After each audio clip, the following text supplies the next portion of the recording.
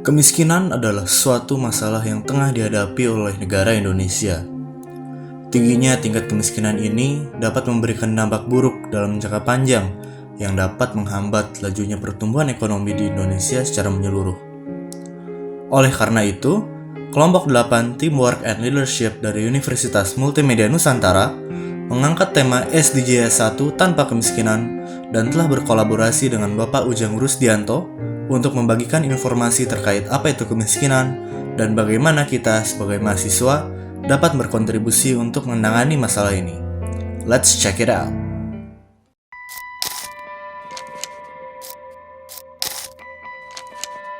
Menurut saya kemiskinan itu merupakan salah satu isu sosial di Indonesia yang cukup besar. Kalau kita melihat ya banyak sekali orang yang masih kurang mampu dan banyak juga area-area kumuh di Indonesia yang dipenuhi dengan orang yang kekurangan secara finansial. Apakah sudah bebas? Tentu tidak, karena masih banyak di Indonesia, masyarakat Indonesia yang terutama di pelosok negeri kita yang tidak berkemampuan untuk memenuhi kebutuhan hidupnya. Tentu penting. Tentunya penting sekali. Banyak faktornya ya, dan yang paling penting menurut saya pribadi adalah sistem pemerintahan ya. Internal individu di dalam tatanan pemerintahan yang mungkin kurang kompeten dan akhirnya terjadinya yang udah kita familiar juga, yaitu korupsi yang marak terjadi di Indonesia. Karena kemiskinan itu bukan hanya merenggut kebahagiaan seseorang, tapi merenggut juga nyawa seseorang. Itu. Selamat malam semuanya. Sebelumnya perkenalkan nama saya Stefani Lai sebagai Ketua Kelompok 8 Teamwork and Leadership, dan saya juga ingin memperkenalkan lagi anggota saya yang terdiri dari Jonathan Christopher, Dias Mario, Natasha Seiza, Putri Sabrina, Karin Aukila, Sebastian Obert, dan Verlin Felicia. Jadi pada sesi interview kali ini juga kami sudah bersama narasumber yaitu Pak Ujang Rusdianto yang merupakan seorang dosen dan juga seorang konsultan dan professional trainer.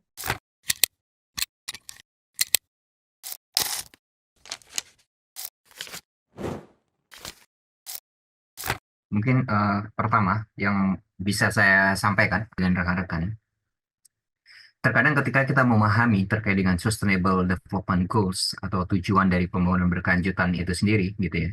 Tadi sudah disampaikan bahwa itu sebagai bagian dari keberlanjutan dari MDGs, dulu namanya Millennium Development Goals, yang dimulai itu tahun 2000 sampai 2015. Nah, selanjutnya di tahun 2015 sampai di 2030, itu kemudian berkembanglah program namanya Sustainable Development Goals, seperti itu, atau yang kita kenal sekarang itu namanya SDGs.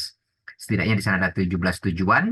Salah satu tujuan yang menjadi akan diskusi kita ini terkait dengan masalah kemiskinan. Sekarang kita coba breakdown dulu gitu, karena seringkali banyak istilah yang di luar itu kemudian mengaitkannya itu dengan tanda kutip itu cocok logi.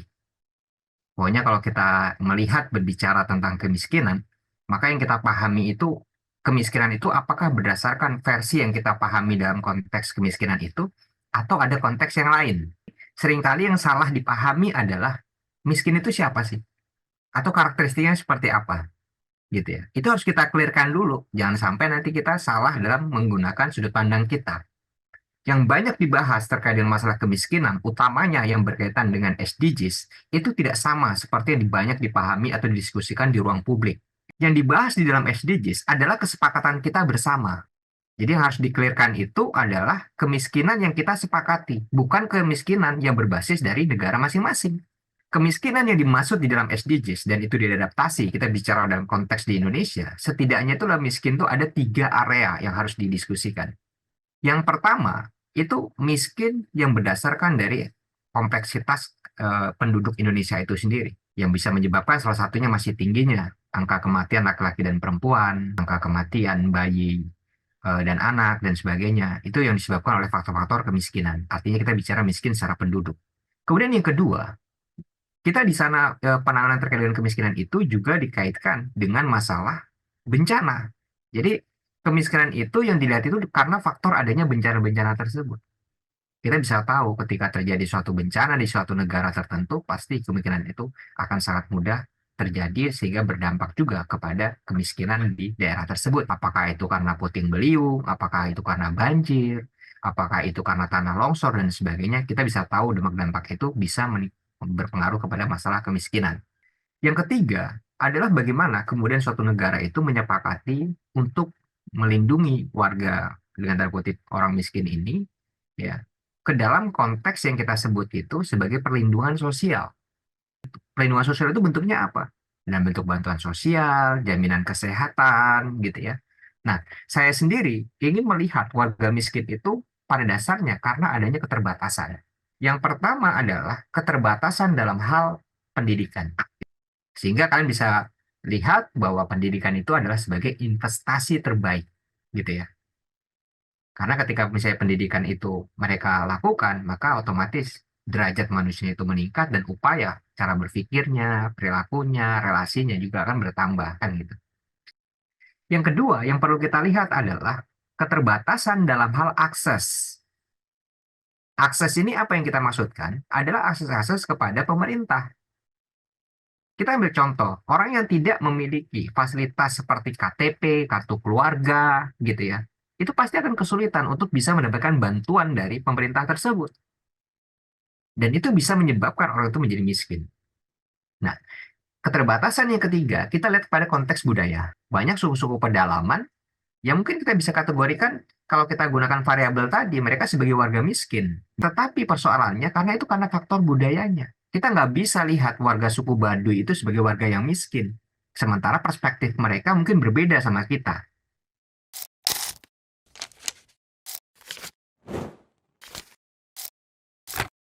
Yang harus dilihat adalah cara kita melakukan pendekatan kepada persoalan kemiskinannya sendiri.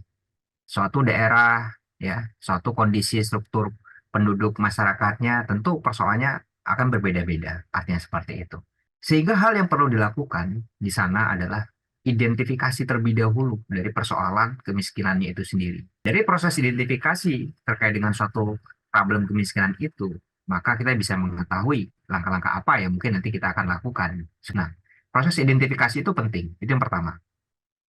Selanjutnya, dari proses identifikasi itulah kita kemudian melakukan beberapa upaya-upaya. Saya akan melihat kepada bagaimana terkait dengan capacity building-nya dulu harus dilakukan. Artinya, capacity building ini adalah suatu pengembangan komunitas. Pengembangan komunitas ini banyak cara bisa dilakukan. Yang pertama tentu terkait dengan masalah pengetahuan dari masyarakat itu sendiri. Jadi kesadaran akan pendidikan melalui pendidikan informal misalnya, entah itu dalam bentuk pelatihan, lalu kemudian juga dalam bentuk pengembangan kewirausahaan dan sebagainya, nah, itu harus digalakkan. Yang kedua, tentu perlu adanya dukungan-dukungan terkait dengan program capacity building itu. Karena untuk mengatasi kemiskinan ini yang tadi saya katakan sebagai hal yang kompleks, tentu diperlukan namanya kemitraan. Kemiskinan juga sama, gitu. Sehingga kesadaran secara individual itu harus dibangkitkan bahwa kemiskinan bukanlah takdir, tapi hanya nasib yang tidak beruntung pada mereka. Itu dulu yang harus ditekankan. Capacity building itu juga perlu difasilitasi oleh infrastrukturnya. Kita ingin meningkatkan pendidikan masyarakat, sekolahnya tidak tersedia, Stefan. Itu kan sulit juga. Jadi capacity building juga harus ditopang oleh pengembangan infrastrukturnya, utamanya yang berkaitan dengan infrastruktur publik, gitu ya, seperti rumah sakit, sekolah, terus kemudian pengembangan kebudayaan dan sebagainya. Termasuk juga dalam terkait dengan sektor-sektor yang bisa dilakukan oleh swasta. Kita ambil contoh misalnya di swasta atau di perusahaan itu ada namanya Corporate Social Responsibility atau disebut istilahnya itu sebagai CSR. Berikutnya lagi, selain kemitraan juga harus adanya regulasi. Ada pengaturan, baik itu dari sisi pemerintahan, mengeluarkan namanya peraturan-peraturan daerah gitu, yang terkait dengan perlindungan sosial masyarakatnya. Dan juga peraturan itu juga harus tegas gitu diatur sedemikian rupa. Jangan sampai yang terjadi misalnya pemerintah sudah keluarkan program untuk bantuan sosial. Kita bisa lihat dari kasus COVID, Dias. Ya. Bahkan bantuan sosial pun dikorupsi. Berikutnya juga yang tidak kalah penting adalah bagaimana partisipasi publik utamanya dalam apa namanya itu kesadaran untuk berbagi secara keseluruhan tadi. Utamanya kita mewujudkan lah apa yang namanya SDGs itu. No one left behind. gitu loh. Tidak ada satupun orang yang akan tertinggal. Gitu. Ketika kalian melihat ada yang mungkin membutuhkan kalian, ada yang memerlukan bantuan kalian, artinya seperti itu. Kita belajar untuk ikhlas di saat yang sama, kita juga harus punya kesadaran akan semuanya itu. Dan itu dimulai dari individu tentunya, seperti itu.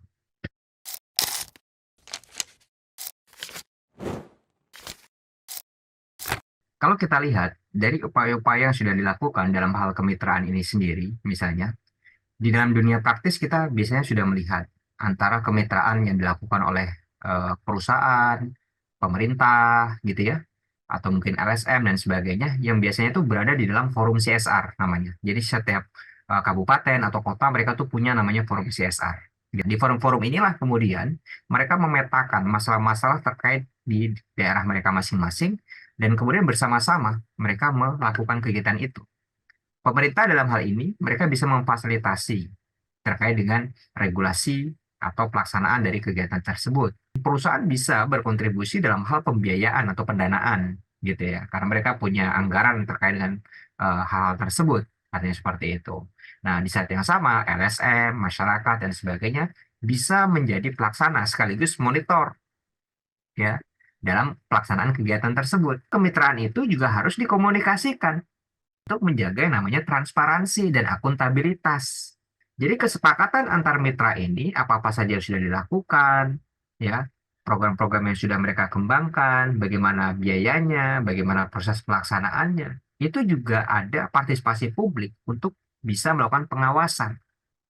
Jangan sampai partnership yang dilakukan oleh pemerintah, perusahaan, dan masyarakat atau LSM itu hanya untuk mementingkan kepentingan mereka sendiri.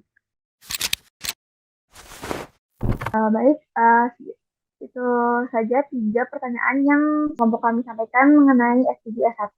Terima kasih sekali lagi Pak Ujang atas kesempatan yang telah diberikan kepada kelompok kami untuk dapat lebih memahami lebih lanjut mengenai isu penting yang terkait dengan SDG S1, yaitu mengatasi kemiskinan. Saja interview ini sangat bermanfaat bagi kelompok kami dan juga sebagai mahasiswa, kami berharap bahwa pengetahuan yang kami peroleh dapat kami terapkan juga dalam kehidupan sehari-hari. Dan kelompok kami percaya bahwa dengan kerjasama dan kepentingan yang baik, kita semua dapat berkontribusi dalam mengatasi kemiskinan ini. Mari kita bersama-sama bergerak menuju perubahan yang positif dan juga berkomitmen untuk mencapai SDGs tanpa kemiskinan. Terima kasih sekali lagi Pak Ujang atas waktu dan kesempatan yang telah diberikan. Kelompok kami pamit undur diri.